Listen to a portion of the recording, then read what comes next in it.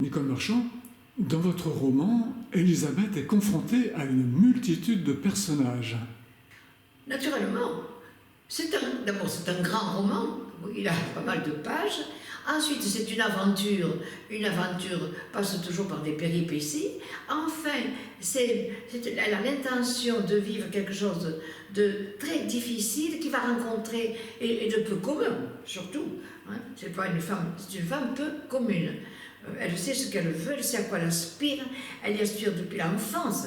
Donc, cette aspiration va rencontrer forcément d'un côté des gens qui vont la comprendre et de l'autre des gens qui vont non seulement ne pas la comprendre, mais qui vont s'opposer à elle, et d'autres qui vont en plus vouloir lui ravir la fameuse pierre d'émeraude qu'elle ambitionne, qui symbolise évidemment à la fois la vérité, la réalité, et elle-même, c'est son vrai soi, elle veut se trouver elle-même. Donc vous avez une multitude de personnages de tous les milieux, et à chacun, on découvre un aspect d'Elisabeth, pas différent, mais en fait, Elisabeth s'affirme, elle doit sortir d'elle-même toutes les forces dont elle a besoin.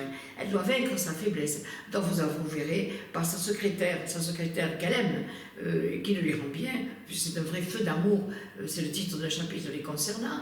Elle a son ami le libraire, Geoffrey, elle a son mari qui, tout en étant opposé, quand même la soutient par son silence. Et puis il y a évidemment des grands noms de l'histoire. Je suis même allée jusqu'à la grande librairie de Londres pour trouver le nom du grand prêtre de Memphis, de l'époque où elle était dans l'incarnation passée, où elle était un disciple d'Amon.